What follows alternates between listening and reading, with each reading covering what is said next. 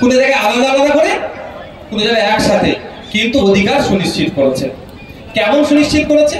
মুসলিম সম্প্রদায়রা আল্লাহর জন্য বা তাদের বংশের জন্য কোনো সম্পত্তি উৎসর্গ করতে গেলে সেটা দেখভাল কারা করবে?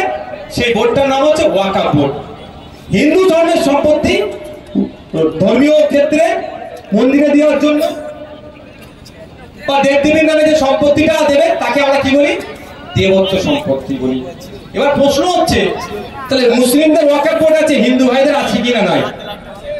আপনাদের এখানে বিখ্যাত মন্দিরের নাম কি? বাঁকুড়া জেলায় তো মন্দির প্রচুর আছে, বিখ্যাত বিখ্যাত মন্দির আছে, জয়রামবাটিতে আছে, আর বিভিন্ন জায়গাতে আছে। আসার সময় তো দেখছিলাম অনেক মন্দির আছে। প্রত্যেকটা মন্দিরে দেখবেন সম্পত্তি আছে। সেই সম্পত্তিগুলো কোথায় থাকে?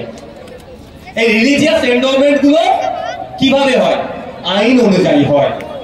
ঠিক যেভাবে মন্দিরের সম্পত্তি আইন অনুযায়ী রক্ষণাবেক্ষণ হয়, তাকে আমরা সহজে দেবত্ব সম্পত্তি বলি, হিন্দু রিলিজিয়াস এন্ডোমেন্ট বলি। আর মুসলিমদের মাজার, মসজিদ, ঈদগাহ সম্পত্তিগুলো রক্ষণাবেক্ষণের জন্য ওয়াকাফ বোর্ড আছে, আমরা তাকে মুসলিম রিলিজিয়াস এন্ডোমেন্ট বলি, শুধু নামের তফাৎ। হিন্দু ভাইদের জন্য আইন আছে তাদের ধর্মীয় সম্পত্তিকে রক্ষার জন্য, মুসলিম ভাইদের জন্য আইন আছে। আমার হাতে একটা কাগজ আছে, কাগজটা হচ্ছে দা উত্তরপ্রদেশ শ্রী কাশী বৈশ্বনাথ টেম্পল অ্যাক্ট 1893 সালে তৈরি।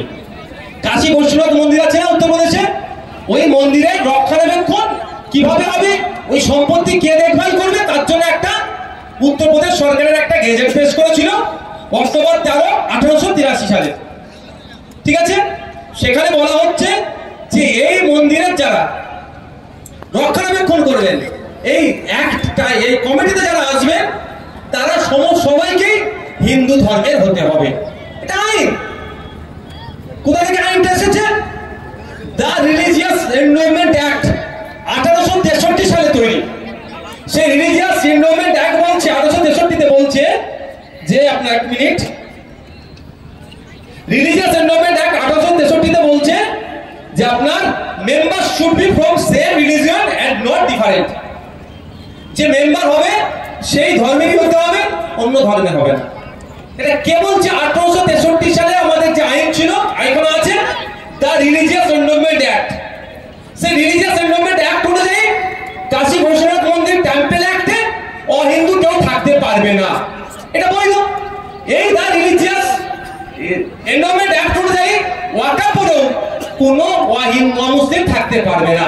যেমন করে আন্ধ্রপ্রদেশে, যেমন করে তামিলনাড়ুতে, যেমন করে আপনার কর্ণাটকে, বিভিন্ন স্টেটে, ইভেন আমাদের পাশের রাজ্য বিখ্যাত মন্দির উড়িষ্যা, নকল করে মমতা ব্যানার্জি করছে জগন্নাথ মন্দির, কোন কি করছেন, কে বলছে চ্যারিটেবল ট্রাস্ট করছে, কে বলছে কালচারাল সেন্টার করছে। তো জগন্নাথ মন্দিরের এই নকলের আমি ভাই বিরোধিতা। আমি একটি কথা বলবো, কালকে মক্কা শরীফের নকল করতে পারে এরা, বিশ্বাস নেই এদেরকে মুসলিম মন পাওয়ার জন্য। আমি এর বিরোধিতার জন্য। মন্দির 100 করবে কি 1000 করবে, সরকারের দায়িত্ব নেই, মানুষ কত ইচ্ছা করুক। কিন্তু ওর নকল এখানে হচ্ছে, এখানে গেলে ওখানে দিতে হবে। এখানে তো আপনার মক্কা শরীফের কাবা শরীফ বানাতে পারে এখানে এরা, মমতা ব্যানার্জি। বিশ্বাস আছে?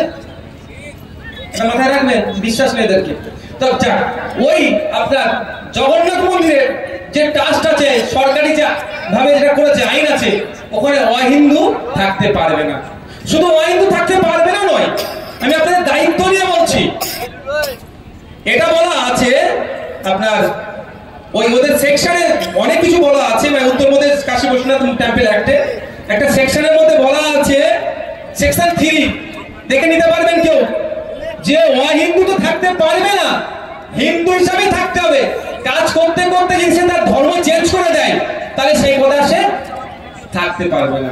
এর বিরোধিতা আপনি আমি করবো কি? করা উচিত না। কারণ করা উচিত নয়, এখানে এই দা রিলিজিয়াস এন্ডোমেন্ট